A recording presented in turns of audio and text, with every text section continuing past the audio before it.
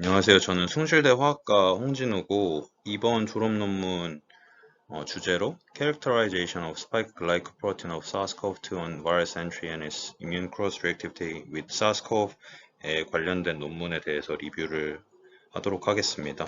이 논문은 이제 사스 코로나 바이러스 2의 스파이크 당 단백질의 특성, 그리고 바이러스 침입과 유입 과정과 사스코브와의 면역력 교차 반응성에 관련된 논문입니다.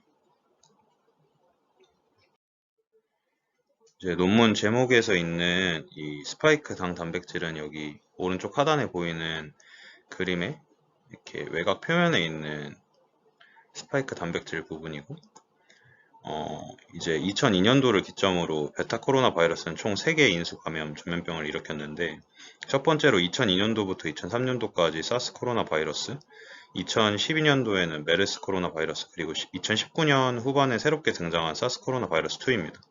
여기서 제가 리뷰할 논문에서는 사스 코로나 바이러스 2의 S 프로틴의 수도 바이러스 시스템을 사용해 인체 내에 있는 안지오텐신 변환 요소인 HAC2가 사스 코로나 바이러스 2의 소용체임을 확인하고, 사스 코로나 바이러스 2가 주로 엔도사이토시스를 통해 HAC2 세포에 침입한다는 사실과 PIKF5 그리고 TPC2 카셉신 L 또한 침입에 아주 중요한 역할을 가지고 있다는 사실도 발견했습니다. 안티사스 S1 항체인 T62가 사스코브에 어느 정도 억제력을 가진다고 하나, 사스코브2의 바이러스 입자는 억제하지 못한다고 이 논문에서 말하고 있습니다. 또한 논문 결과 부분에서 다시 짚을 것이지만, 사스 바이러스와 코비드-19 바이러스로부터 회복한 환자들의 혈청을 이제 연구해 본 결과 상당히 제한된 크로스 뉴트럴라이제이션을 보여주었고, 즉 사스 바이러스부터 회복되었다고 한들 코비드-19의 감염으로부터 완전하게 안전하다고 할 수는 없다는 것입니다. 논문에서는 이러한 결과들을 기반으로 미래의 사스 코로나 바이러스 2의 백신과 약을 개발하는 것이 목표라고 말합니다. 우선 첫 번째 실험으로 SARS-CoV-2 S 프로틴의 expression, 그러니까 이제 발현성에 대해서 실험을 한 내용인데, 포유류 세포에 있는 사스 코로나 바이러스 2의 S 프로틴의 발현을 보다 향상시키기 위해 S 프로틴과 3X FLAG 태그를 인코딩하는 코돈 옵티마이즈드, 그러니까 코돈 최적화된 cDNA를 합성했고, 그리고 렌티바이러스 분자와 S 단백질의 결합을 용이하게 하기 위해서 S 프로틴의 사이토플라즈믹 테일로부터 엔도플라즈믹 레티큘럼 잔류 신호를 가지고 있는 마지막 19개의 아미노산을 제거해 줬습니다. 그리고 이게 보시면 피겨 1 이제 A 부분 첫 번째 사진을 보면 다음 구조는 SARS-CoV-2S라고 이제 이름을 붙였습니다. HEK293T 세포가 SARS-CoV-2S 플라스미드로 감염되었고, SARS-CoV-2 단백질의 발현은 웨스턴 블롯에 의해 정해집니다. 그리고 그 다음으로 피겨 1B에 나와 있는 것처럼 마우스 안티플래그 M2 항체에 의해 검출된 두 개의 주요 밴드, 여기 보시면 180kDA와 90kDA가 각각 전체 길이와 갈라진 S 단백질을 보여줍니다. 250kDA 위의 밴드는 이제 희미하거나 트리메릭 S 단백질로 인해 발생할 가능성이 높습니다. 메르스 코로나 바이러스 S 단백질은 폴리클론 염소 MHVS 항체 AO4에 의해 검출되었다는 것은 아래 피겨 1C에 나와 있습니다. AO4는 또한 SARS-CoV-2 및 SARS-CoV-S 단백질을 검출하여 4개의 다른 코로나 바이러스 중 보존된 면역 원성 에피토프의 존재를 보여줍니다.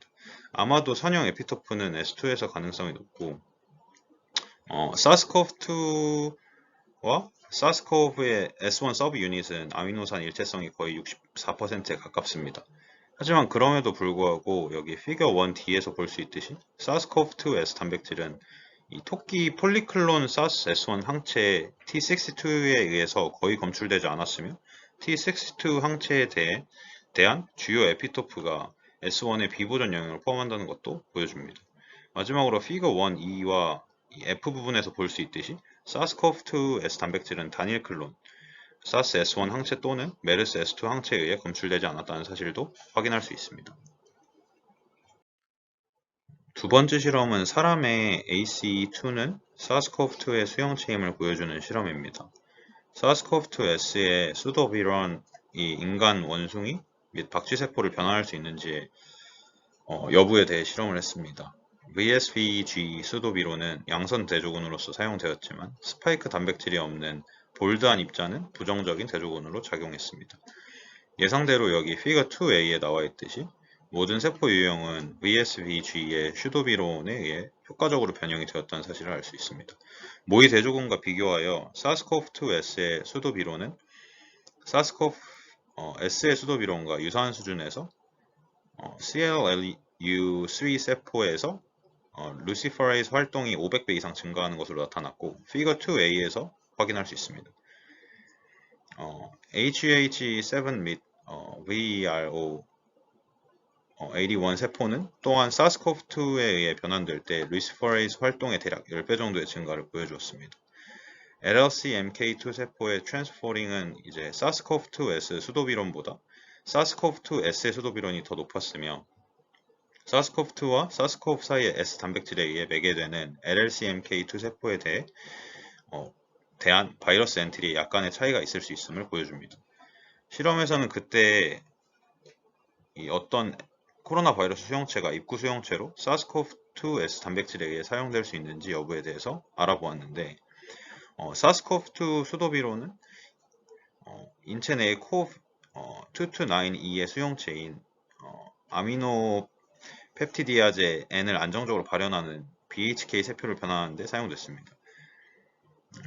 293 셀 같은 경우는 이제 안정적으로 HAC2 사스 코로나 바이러스 수용체 및 HELA 세포가 안정적으로 메르스 코로나 바이러스의 수용체를 발현한다는 사실을 발견했고, 그런 다음 사스 코로나 바이러스 2S 단백질이 HAC2 단백질에 직접 결합할 수 있는지의 여부에 대해서 실험을 해보았습니다. 사스 코로나 바이러스 2S 단백질을 과도하게 발현하는 HK293T 세포는 용해성 HAC2로 배양되고 유동세포 측정으로 분석했고, 그 결과가 이제 피거 2C를 보시면 사스 코로나 바이러스 2S 단백질은 사스 코로나 바이러스 S 단백질과 유사한 수준에서 HAC2에 결합되지만 사스 코로나 바이러스 2S 단백질에 대해 평균 현관 강도는 사스 코로나 바이러스 S 단백질보다 약간 낮다는 사실을 알 수 있습니다. HAC2가 사스 코로나 바이러스 2의 수용체인지를 추가로 조사하기 위해서 용해성 HAC2를 사용해서 억제 실험을 수행을 해봤습니다. 수용성 HAC2 단백질은 사스 코로나 바이러스 2S 수도비론을 얼음에 1시간 동안 배양한 다음 바이러스 단백질 혼합물을 이제 이 HAC2 세포에 첨가를 해주었고, 사스 코로나 바이러스 2S의 수도비론의 진입은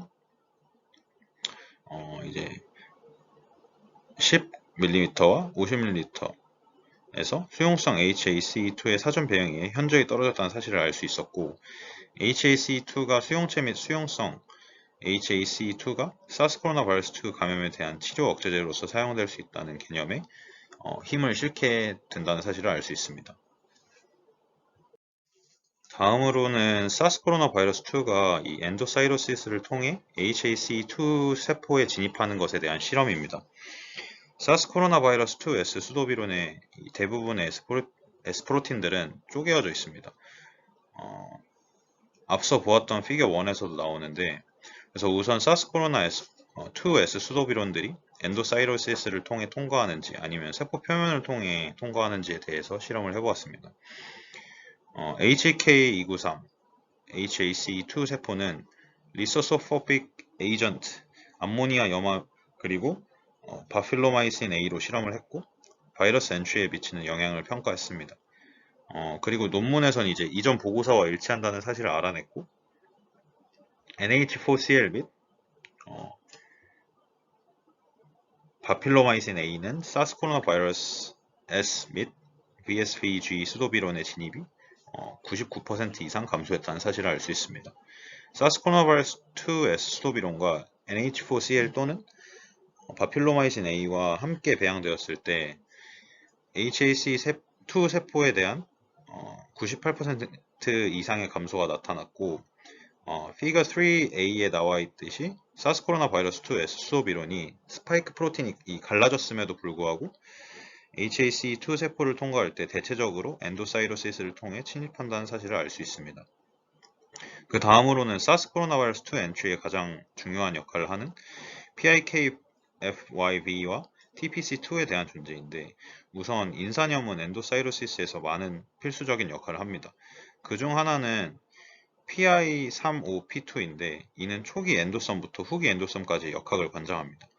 PIKFYB는 초기 엔도섬에서 이 위에 말했던 PI35P2를 합성시키는 중요한 효소로서 작용하는데 하지만 이제 앰플리모드로 PIKFYB를 억제함으로써 사스 코로나 바이러스 S도비론의 HACE2 셀로의 침입이 현저하게 줄어드는 것을 여기 보시는 대로 피거 3b에서 확인할 수 있습니다. 그리고 그에 반해 VSV-G 수도비론의 엔트리에는 전혀 영향을 끼치지 않는다는 사실도 확인할 수 있습니다. 거기에 더해 HMV 셀도 앰플리모드에 의해 강하게 억제된 것을 피거 3c에서 확인할 수 있습니다. 마지막으로 피거 3D 오른쪽 하단에 있는 피거를 보시면 앰플리모드에 의해 현저하게 줄어든 사스 코로나 바이러스 2S의 엔트리 그러니까 침입 또한 볼 수 있습니다.